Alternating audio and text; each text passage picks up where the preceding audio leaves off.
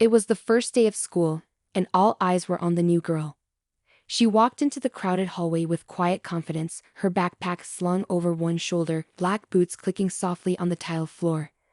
No one knew her name yet, but everyone noticed her.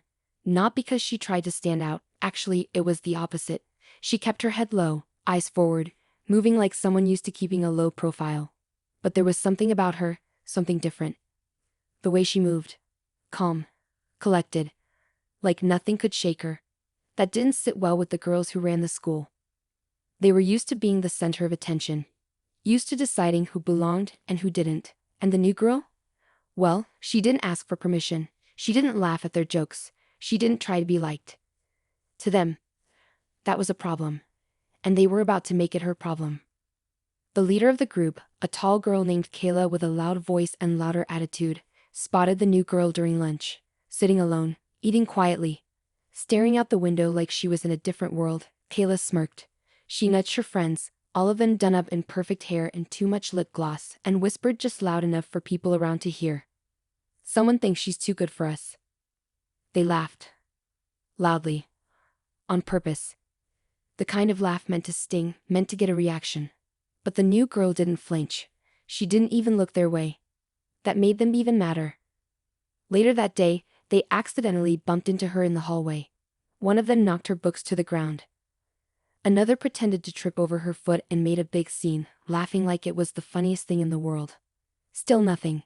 No yelling, no snapping back. She just bent down, picked up her books, and kept walking.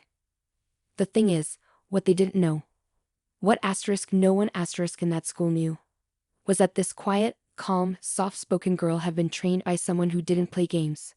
Someone who taught her how to handle pressure, how to stay in control, how to keep her cool while reading every single move in the room. Her older brother was a Marine, and he didn't just teach her how to defend herself. He taught her how to think like someone who could handle anything. He taught her discipline, strategy, strength without having to show it. So while the bullies were laughing and plotting and posting on social media, she was paying attention. Watching. Learning. Waiting. And it's not like she came to school looking for trouble. She never wanted to be a fighter. All she wanted was a fresh start, a quiet place to finish school and maybe even make a few friends. But trouble has a way of finding people who don't follow the crowd. And when it found her, it had no idea what it was walking into. It didn't take long before things started getting more serious. The bullying turned from teasing to pushing, from whispers to shouts. They started waiting for her after school, locking her locker, spreading rumors. And still, she never reacted the way they wanted her to. No tears, no panic. Just that same calm, collected energy that only made them angrier. What they didn't understand was that real strength doesn't look loud. It doesn't need an audience. It's quiet, steady, and sometimes it walks into a place like it owns it, even when nobody knows its name yet. But one day, things crossed a line. The girls took it too far. They cornered her after school in the parking lot, faking no teachers were around, faking no one would see. They were ready to make her cry, ready to finally break her. But that was the moment everything changed, because you can poke the lion only so many times before it shows its teeth. And when she finally stood up straight, looked them right in the eyes, and took one quiet step forward, it was like the whole world paused. The bullies had no idea they were about to get a lesson they would never forget, not just in respect, but in what it really means to mess with the wrong girl. Because this wasn't just any girl.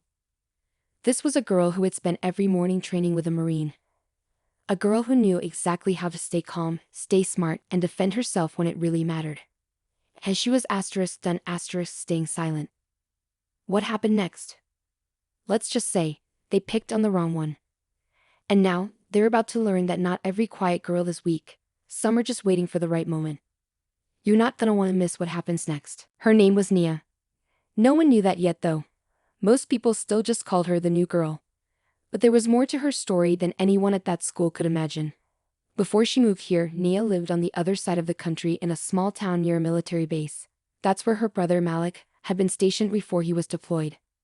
Malik wasn't just a brother, he was her best friend, her role model.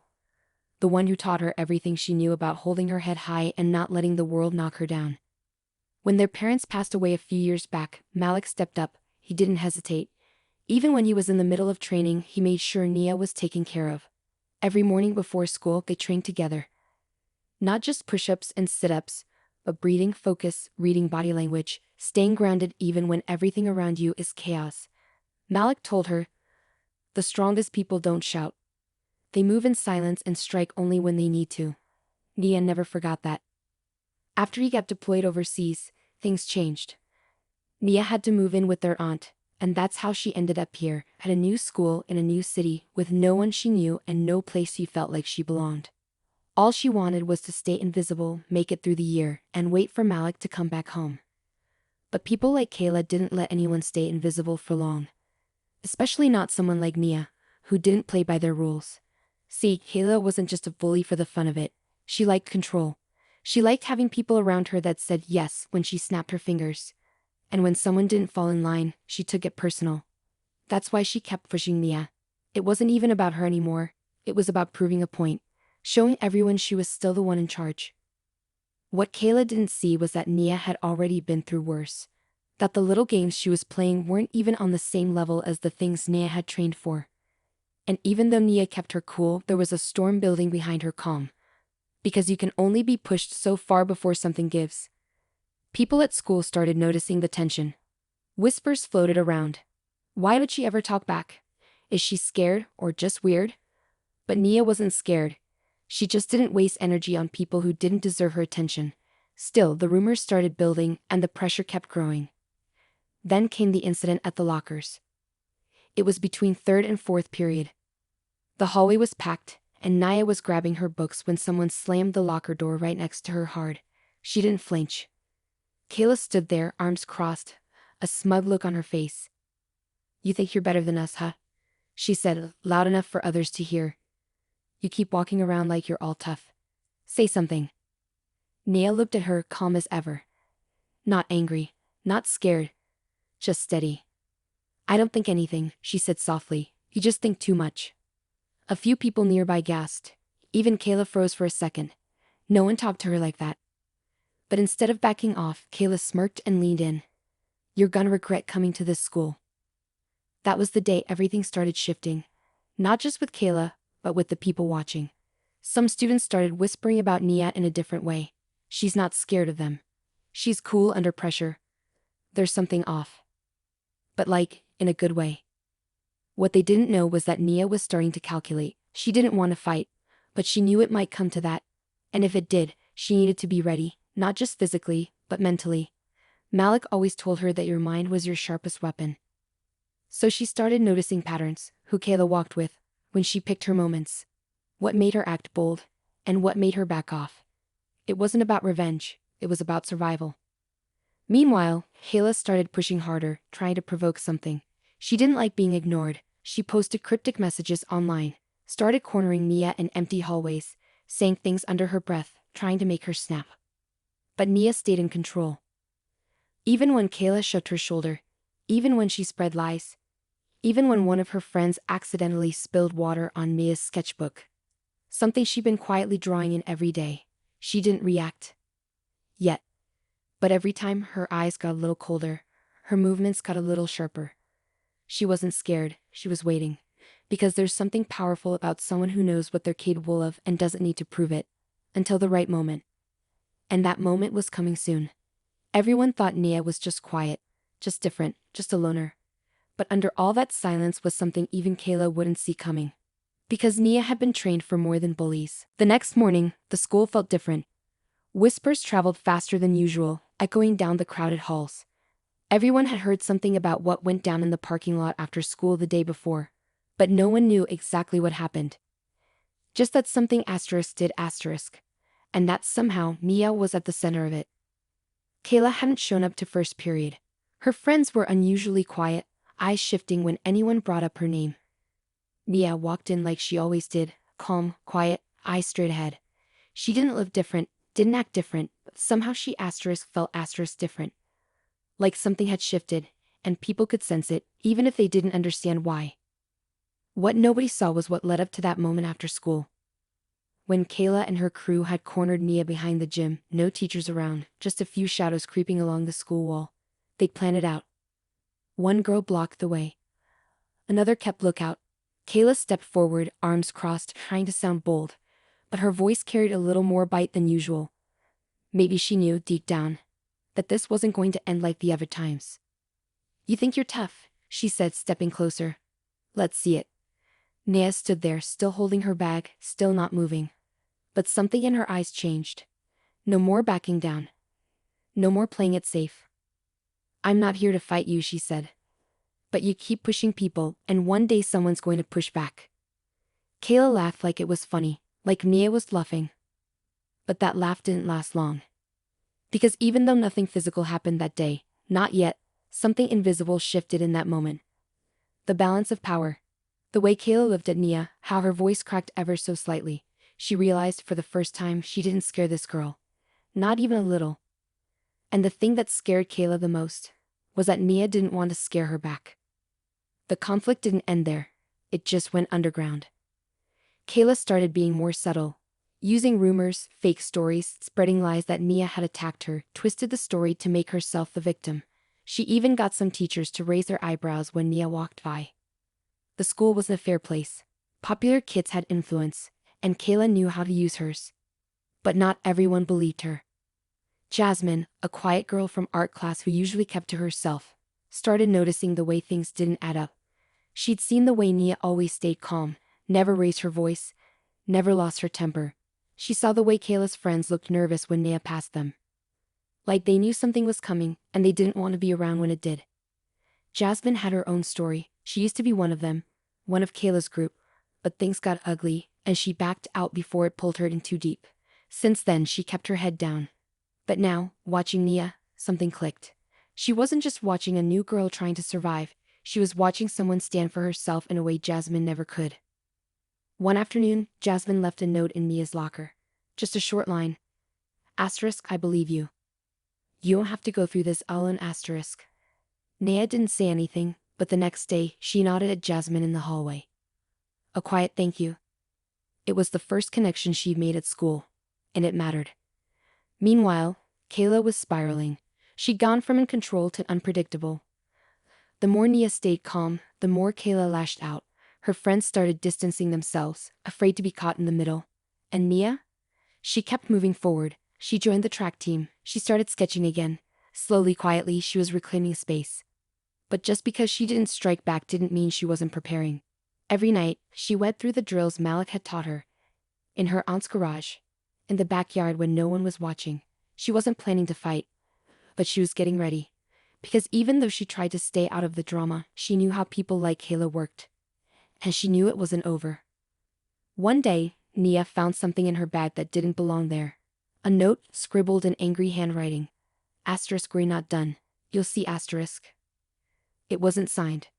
But she didn't need a signature to know where it came from. The next week, someone vandalized her locker. Red marker. Cruel words. A few students laughed when they walked by, but most looked away. And still, Nia didn't show any reaction. She just cleaned it up and moved on. But deep down, the storm was building. Teachers started noticing the tension too. Whispers in the teacher's lounge. Something's going on between those girls. But no one really stepped in. Not yet. Some believed Kayla's version. Others didn't want to get involved. And the ones who cared enough didn't have enough proof. All the while, Nia was keeping track. Not just of the bullying, but of. It was the week before midterms when things finally hit their boiling point. The air in the school felt heavier. People were more alert, like they knew something was coming, even if they couldn't explain what. Kayla hadn't backed off. In fact, she was getting worse. It was like the more Nia stayed calm, the more it fueled her rage. Kayla wasn't just trying to scare her anymore. She wanted to humiliate her. She needed to win. And Nia knew it. That morning started like any other. Nia arrived early, walking through the front doors with her usual steady pace. She'd gotten used to the stares, the whispers, the quiet moments when students stepped aside to let her pass. Not out of fear, but out of something else. Curiosity, respect, maybe even guilt. Some of them had watched her get pushed around for weeks without saying a word. Now, they weren't so sure who they were rooting for. As she headed to her locker, she saw it. A printed flyer taped to the door. No name on it, just a photo of her. One taken without her knowing, probably from a phone camera. Below it, Someone had written, asterisk, this isn't strength. This is silence. And silence means weakness, asterisk. She peeled it off slowly, her fingers steady. She didn't look around. She didn't react. But inside, her heart beat a little faster. Not from fear, but from clarity. Kayla was getting desperate, and desperate people made mistakes. At lunch, Jasmine sat across from her for the first time. No note. No whispers, just two girls sitting together at a table in the back of the cafeteria. You okay? Jasmine asked quietly, her eyes searching Nia's face. I will be, Nia replied, not missing a beat. Jasmine nodded, then slid her phone across the table. You need to see this.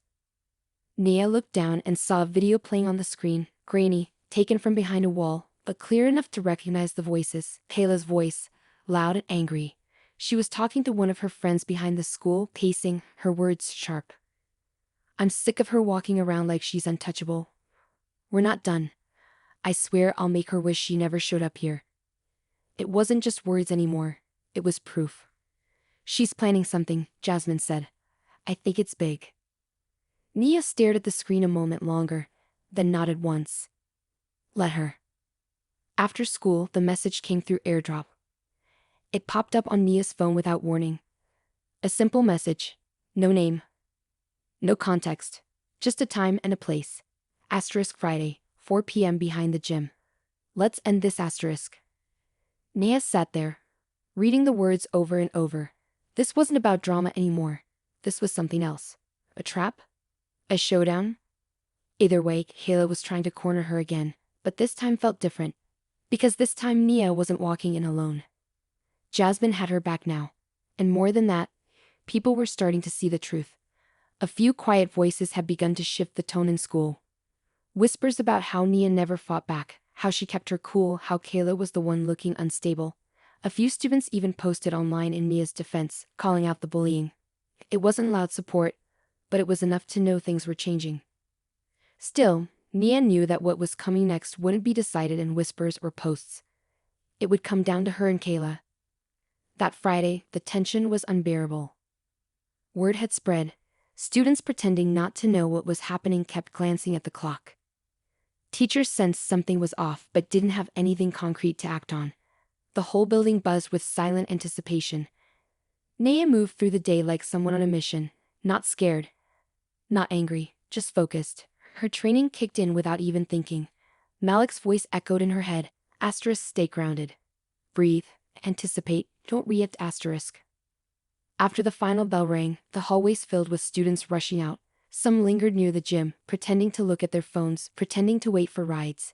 Nia didn't rush. She took her time, walked out slowly, bag over one shoulder, hoodie zipped up. Jasmine met her near the doors. You don't have to go, she said. Nia looked at her. Yes, I do. Behind the gym, the shadows stretched long. The sun was starting to dip behind the school, casting everything in a golden haze. And there she was, Kayla, standing with her arms crossed, alone at first, then joined by two of her friends stepping out from behind the wall. But Nia wasn't surprised. She stopped a few feet away, calm, silent. So, this is how it ends? Kayla asked, a bitter edge in her voice. Nia didn't answer. Kayla stepped closer. You think you're better than everyone. Walking around like you don't care about anything, like nothing touches you. I care, Nia said finally. I just don't care what you think of me. That hit harder than Kayla expected. Her face twisted. You made me look weak. No, Nia said. You did that yourself. The teacher's voice rang out like a sudden clap of thunder, loud, unexpected, and impossible to ignore. Kayla froze mid-step, caught between fight and flight, her eyes darting toward the teacher walking quickly across the field. Nia didn't move. She just stood there, calm as ever, the wind catching the edge of her hoodie. For a second, it looked like the moment was over. Like the tension had finally cracked wide enough for everyone to walk away and pretend nothing had happened. But then something no one saw coming happened. Kayla spun around, not toward Nia, but toward her own friends. Her voice came out sharp, almost panicked. You told me nobody would be here. You said no one would find out. The two girls looked stunned. One stuttered. I didn't know he'd be out this way. You set me up? Kayla snapped, stepping toward them now instead of Nia. You told me she was gonna be alone. You told me we'd scare her off, and that would be it. Nia blinked. That was the moment the real story started to unravel. The teacher reached them, looking from Kayla to Nia to the two other girls, clearly confused, but sensing the tension in the air. What's going on here? No one answered. Nia didn't say a word, she didn't need to. Because just then, another voice came from behind the building, a deeper voice, familiar to Nia, but unexpected here. It was Malik. He stepped into view, calm but firm, holding a clipboard in one hand, his school visitor badge visible on his chest. He looked from Nia to Kayla, then to the teacher. I asked her to meet me here, he said, nodding toward Nia. I'm her family. I wanted to talk to her about a scholarship opportunity. The teacher raised an eyebrow. This where you hold those talks now? Only place we could get some peace and quiet, Malik said easily, then turned to Nia. You good? Nia nodded slowly. Kayla's face had gone pale. You? This was a setup. No, Nia said, her voice calm but sharp. It was a mirror. That was the moment Jasmine stepped out from behind the side building, phone still recording. Her face was steady, but her hands were shaking slightly. The footage was all there, the words, the aggression, the full picture. Not just what happened today, but everything. Jasmine had been building the story piece by piece, and now it was all laid bare. The teacher was starting to understand. But Kayla wasn't ready to lose. This is ridiculous, she snapped, turning toward the teacher. She's twisting everything. She's been out to make me look bad since the beginning. She's not some victim. She's dangerous. That was when Malik stepped in, his tone calm but cutting. You've been threatening her for weeks, spreading rumors, organizing corners like this. We got it documented. Kayla looked like she wanted to scream. This isn't over. And that was when the second twist came, quiet, subtle, sharp enough to cut through the entire game. One of Kayla's own friends, Jordan the quieter one, stepped forward. Her face was pale, eyes full of something close to regret. She looked at the teacher, then at Malik, then at Nia. She didn't come here to talk, she said softly. She planned this. Kayla said she wanted to record Nia snapping, to get her expelled. She told us to back her up. Everyone fell silent. Even Kayla. Nia's heart was beating fast now, but her face didn't show it. Malik's jaw tightened slightly, but he said nothing. The teacher exhaled slowly. Okay. All of you, inside. Now. As they were led away, Kayla's glare burned holes into Nia, but her power was gone. The crowd that had watched from a distance, once quiet and unsure, now looked at her with a new awareness. The balance had shifted again, but this time in full view. But the twist didn't end with Kayla's unraveling. That night, Nia sat at the kitchen table, Malik's laptop open in front of her. He'd uploaded the footage. The full story, no edits, no angles. Jasmine had agreed to let it go up anonymously, just the truth and the voices of the students who'd come forward. But then something unexpected happened. Messages started pouring in, not from strangers, but from other students. Quiet ones. Ones Nia barely knew. They shared their own stories. About Kayla. About others like her. The things they never spoke up about. The things they were afraid to report. That's when Nia realized this wasn't just about her anymore. This was bigger. This was a pattern. The school's silence. The way bullies got away with just enough, but never too much. The way everyone looked away because it was easier than standing up. Now, it wasn't just Kayla who had something to lose. It was the entire system that had protected her. And Nia? She wasn't just standing up for herself anymore. She was becoming a voice for others too. But that voice was drawing attention, good and bad. The envelope weighed heavy in Nia's hand, though it couldn't have been more than a few ounces. She stared at it for a moment longer, reading the words again. Asterisk, some people don't want the truth out. Be careful who you trust, asterisk. The handwriting was unfamiliar, neat but slightly rushed, like someone wanted to be careful and quick at the same time. She looked around, but the hallway was nearly empty. Most students were still in first period. Nia slipped the note into her bag and closed her locker, her mind spinning. After everything, after the confrontation behind the gym, after Kayla's breakdown, after the video went up, she thought maybe the worst was over. Maybe she'd finally crossed that line from being hunted to being heard. But now the warning felt like a shadow stretching across her newfound peace. At lunch, she sat with Jasmine, who noticed something was off right away. "You okay?" Nia nodded. "Just tired." Jasmine narrowed her eyes. "You sure?" Nia hesitated, then pulled out the note and slid it across the table. Jasmine read it silently. Her face tightened. "Do you think it's from Kayla?" "No," Nia said. "It doesn't feel like her. If she wanted to scare me, she'd do it loud. This feels different. Someone trying to help. Or someone trying to keep me quiet," Nia said quietly. They didn't speak for a few minutes after that. Later that day, Nia was called to the main office. When she walked in, the air was stiff and the energy was off.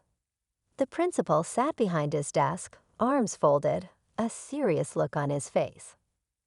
Across from him sat Mr. Hayes, the school superintendent, who Nia had only seen once before, during a pep rally. Malik was already there too. He stood by the window, arms crossed, gaze locked on Nia with a steady calmness she'd learned to mirror. "Nia," the principal began, "we've been reviewing everything that's happened over the past few weeks. We received the footage, statements from other students, and we've had a long discussion with Kayla and her parents." Nia sat quietly, her heart pounding, but her face unreadable. Mr. Hayes leaned forward. "First, let me say this. You were incredibly brave. You stayed calm, didn't retaliate, and came forward the right way. But there's something else you need to know." Nia's eyes narrowed just slightly. Malik's jaw flexed. The principal continued. "We found out that some of the students involved in targeting you were being pushed by someone else. Someone not on campus. Someone older." "What do you mean?" Nia asked slowly. Mr. Hayes exchanged a glance with the principal, then turned back to Nia. "Kayla wasn't working alone. In fact, we believe someone else was feeding her information, things about your past, your family, even your training." Nia's breath caught. "The envelope, the warning. We traced an anonymous social account that had been used to send messages to Kayla and some of the other students. Turns out it was connected to a former student, one who had a history with your uncle." Malik's face darkened. "Marcus," he said quietly. Nia turned sharply. "Who's Marcus?" Malik sighed and looked at her. "Marcus was one of the first kids I trained. Long time ago. He got into trouble after the military. Thought I could help him straighten out, but he didn't want to listen. He blamed me when things didn't go his way. And now he's targeting Nia." Mr. Hayes asked. Malik nodded. Wouldn't be the first time he tried to make things personal. The principal leaned back, troubled. "We're working with authorities now. The account's been shut down, and we've already reached out to his last known address." Nia felt a wave of unease wash over her. Why go through all this? Why use Kayla? "Because people like Marcus don't come at you head-on," Malik said. "They find weak spots. People already hurting. People who can be manipulated." It made sense now. The sudden sharpness in Kayla's behavior. The way she knew things she never should have known. Someone had been pulling her strings. "But there's good news too," Mr. Hayes added. "Kayla's parents are pulling her out of school. She's transferring. And the school board has approved a full anti-bullying initiative starting next month, with you and Jasmine invited to help shape it." Nia blinked. "Me?" "You're the reason it's happening," the principal said. "And there are other students who need your voice." It should have felt like a victory. In a way, it was. But Nia couldn't shake the feeling that this wasn't the end.